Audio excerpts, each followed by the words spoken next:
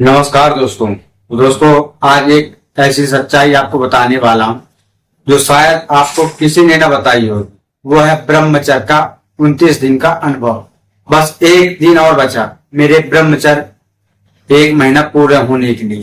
तो मैंने अपनी पूरी मन की बात इस कॉपी पर लिख ली है और आज आपको यही पढ़ के बताना चाहूंगा 29 दिन का अनुभव। तो सुनिए दोस्तों बस एक दिन और, लेकिन सच बताऊं जितना हम अपने लक्ष्य के करीब आते हैं उतना ही हमारा माइंड हमें पीछे खींचने की कोशिश करता है। जब मैंने ये जर्नी शुरू की थी मुझे नहीं पता था कि इतना कठिन होगा।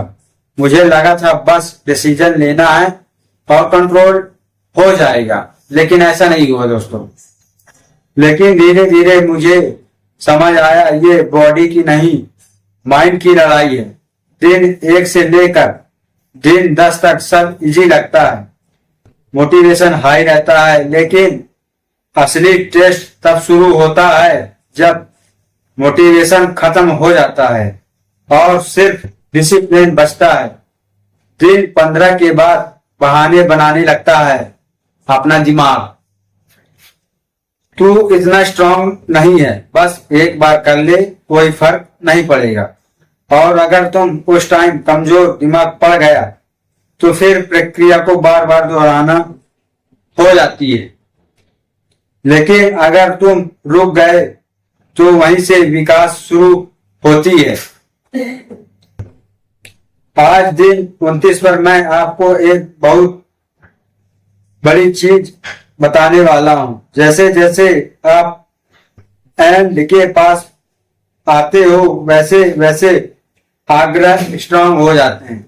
बहुत से लोग आग्रह के बारे में नहीं जानते। आग्रह गलत विचार है दोस्तों, क्योंकि आपका माइंड ब्रेन आपको कंफर्ट जोन में वापस ले जाना चाहता है। वो चाहता है कि आप वही हैबिट में लौट जाओ। आज मेरे साथ भी यही हुआ। मैं बिल्कुल नॉर्मल था, सब कुछ कंट्रोल में था, लेकिन अचानक एक स्ट्रॉन्ग आग्रह आया और इस बार ये पहले से ज्यादा पावरफुल था। ऐसा लगा जैसे मेरा माइंड पूरी ताकत से मुझे खींच रहा हो। उस मोमेंट पर मेरे पास 2 ऑप्शन थे, या तो मैं हार जाऊं या खुद को संभाल लूं। और सच बताऊं उस टाइम डिसीजन लेना बहुत मुश्किल होता है, क्योंकि उस मोमेंट पर तर्क काम नहीं करता, सिर्फ फीलिंग काम करती है। लेकिन मैंने उस टाइम एक टेक्निक का उपयोग किया। मैंने खुद को फोर्स नहीं किया, मैंने खुद को व्याकुलता नहीं किया। मैं बस बैठ गया और उस फीलिंग को निरीक्षण करने लगा।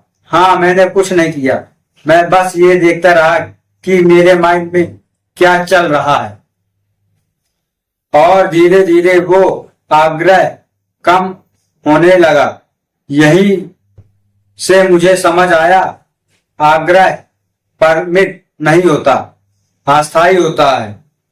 अगर तुम प्रतिक्रिया नहीं करोगे तो वो खुद चला जाएगा, लेकिन अगर तुम प्रतिक्रिया करोगे तो वो और स्ट्रांग हो जाएगा।